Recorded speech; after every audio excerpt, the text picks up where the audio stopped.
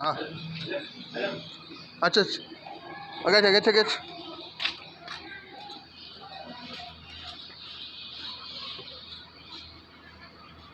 हाँ वही घुमाए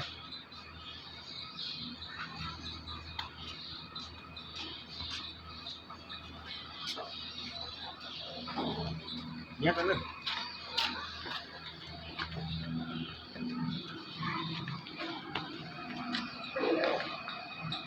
सही है